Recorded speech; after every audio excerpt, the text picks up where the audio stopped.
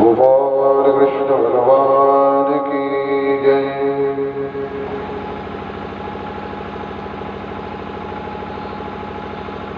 काल आपण सुंदर असा या ठिकाणी भगवान श्रीकृष्णाचा जन्म साजरा केला। काही कारण भगवंत जेव्हा येतो त्याला भगवंत म्हणजे दुसरं नाव त्याचा आनंद आहे। ईश्वराचं दुसरं नाव आनंद आहे, म्हणून निसर्गाला सुद्धा आनंद झाला होता। तो भरभरून आलाय, भरभरून वारा सुटली होती,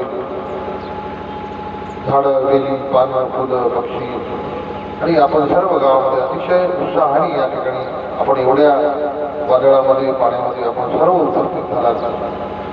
आणि विशेष गोष्ट तुम्हाला सांगतो,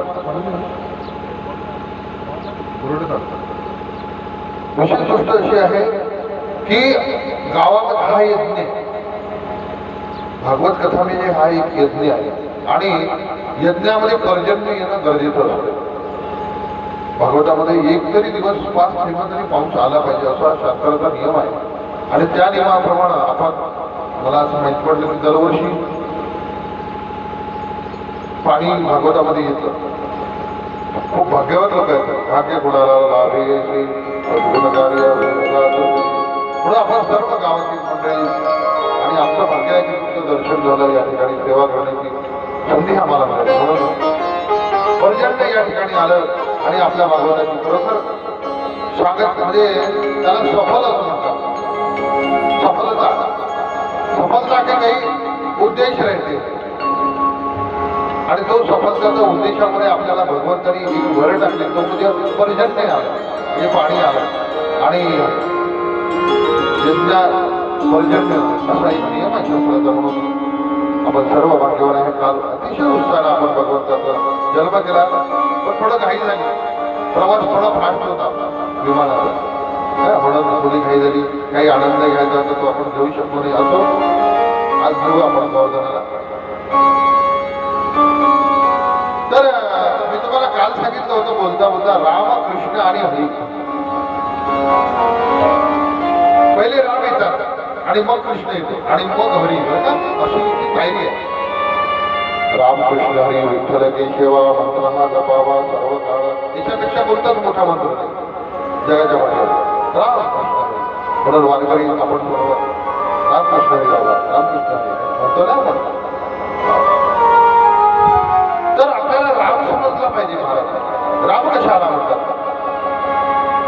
राम समजला तरच कृष्ण आपल्याला समजेल आणि कृष्ण समजला तरच आपल्याला हरी समजेल।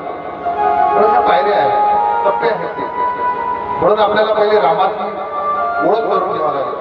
रामाची ओळख म्हणजे शास्त्र होतं, माझ्या बुद्धिमत्तेनुसार मी सांगण्याचा प्रयत्न करतोय तुम्हाला। राम कोणत्या दिवशी जन्माला आले? राम कोणत्या दिवशी जन्माला आले? तिथीला, कोणत्या तिथीला आले?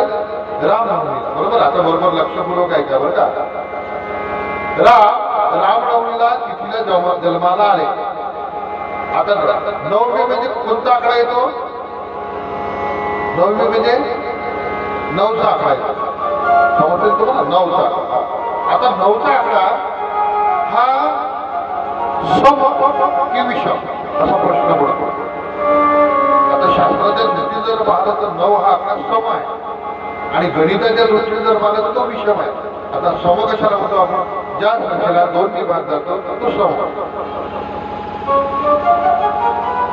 ज्या संख्येला 2 ने भाग जातो तो सम आणि ज्या संख्येला 2 ने भाग जात नाही तो विषम। आता 9 असा आहे की त्याला 2 ने भाग जात नाही गणिताच्या रूपात, परंतु आध्यात्मिक दृष्ट्या 9 हा सम आहे। कसा मी तुम्हाला सांगतो।